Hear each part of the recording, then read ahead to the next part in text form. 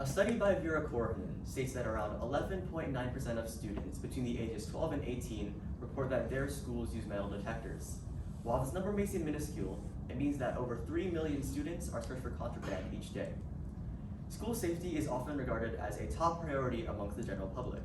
Despite this, researchers often disregard the personal insight of students, parents, and teachers concerning their feelings of safety while on school campuses. Good morning, I'm Tyler D. I'm Elizabeth Briseno.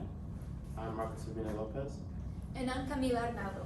As mentioned prior, school security measures have undergone significant transformations, shaping the experience of family members and faculty alike. And this brings us to the question of, to what extent has the implementations of school security measures influenced the various perceptions of safety in the United States? In the United States, the increased use of school security measures has negatively impacted perceived school safety measures among parents, students, and teachers. Revealed by Daniel Lamarrox, an experienced researcher at the U.S. National Institute of Health, studies have shown how school security measures impact students and suggest that the visual security features increases their worries and negatively affects their climate. This reveals that depending on the environment that each student is in, their worries may worsen and their mental health problems may increase. Viewing this graph, we can see the academic and the environmental stressors that have affected students in terms of time-consuming activities that they do in school, and the detrimental environment that affects their extracurricular activities in school as well. And the school environment has been crucial for students so they can feel safe and in their surroundings, and for this to happen, schools need to adjust their designs to accommodate students' needs. As Suzanne Cheney stated, a professor with a PhD in biostatistics at the University of Alabama, metal detectors and the number of visible security measures were associated with a decrease of students' report of safety. This, in combination with the increase of security measures, has affected the students in a negative way. Seeing this graph, we can see an increase of the school security measures being used that has made a discomfort with students. For example, from 1999 to the 2000s, we can see that security cameras used to monitor the school were up to 90%, while in 2019, up to right now, it's up to 91% and it's not stopping. With the significant rise of school security systems, parents' concerns for their child's safety have been increasing. As affirmed by Thomas Moen, an associate professor of sociology at the Bowling Green State University, parental perceptions of safety mirror those of students, showing that parents perceive a less safe environment for their child in schools with higher counts of security measures. With the addition of cameras, security officers, and metal detectors, parents have begun to fear for their child's safety. As illustrated in this graph, parents' concerns for their child's safety have been increasing in recent years. This study suggests that parents perceive a large security presence as unwelcoming and has resulted in feelings of unease. This has led to a decrease in parents' involvement in school activities, which has contributed to their feelings of disconnectedness from the school community. Considering that parents assist schools in chaperoning events, transporting students, and attending school functions, their judgment of school safety is detrimental in creating a proper school environment. Another important perspective is teachers, since they're a major contributor to a student's education and school's environment. An ongoing debate as to whether or not teachers should bear arms during school hours has been talked a lot over the years. A study proposes providing specific training to certain teachers, enabling them to carry firearms within school grounds. So you can see in this chart, teachers don't think that this is going to be a strong effect because they believe that it will be a threat to the school and it will cause for a dangerous environment. Taking consideration that students and staff could get a hold of this weapon and it could be for the wrong reasons.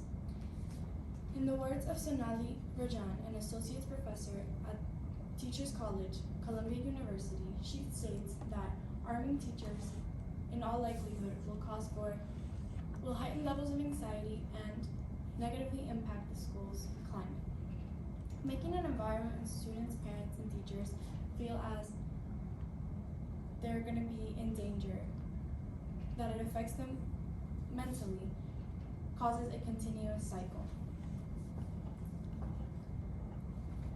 According to the chart on the left, you can see that the main reason why individuals shoot up schools is for grievance, which is a sign of mental health issue.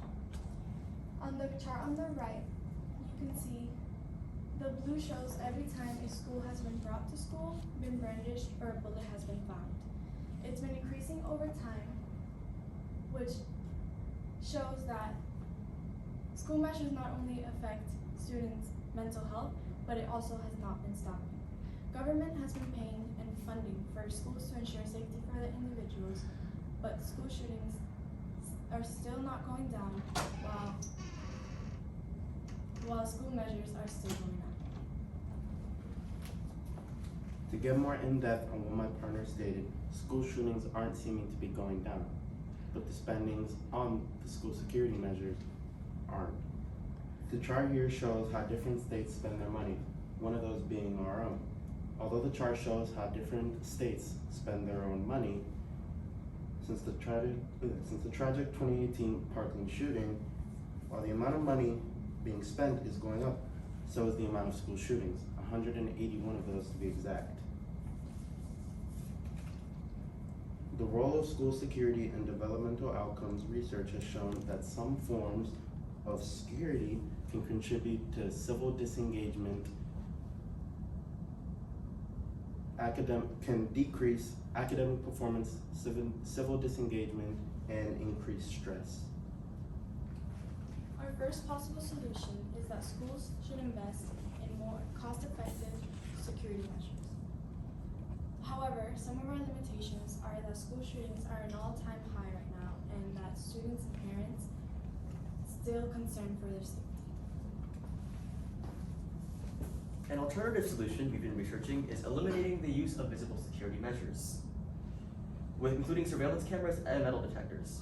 However, with the number of school security measures increasing, it would take a lot of time and resources to get rid of already existing security measures. Moreover, another limitation is the decreases in student policy violations as a result of current security measures, as discarding all measures that we already have could cause more complications than already exist.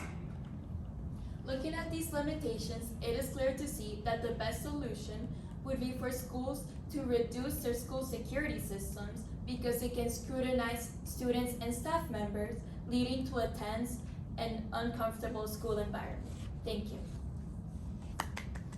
Sorry, there's no applause. Yes. All right, just slide together if you would, please. Elizabeth, I'll start with you with the questions and then we'll work our way across. Elizabeth, can you please tell me how you included Tyler's IRR in the overall presentation? We included Tyler's IRR of students' mental health because we wanted to show how not only the parents and teachers are aware of the situation, but the students still are. Okay. Kimmy, reflecting on your colleagues' work, which one had the greatest impact of your understanding of the topic that you chose?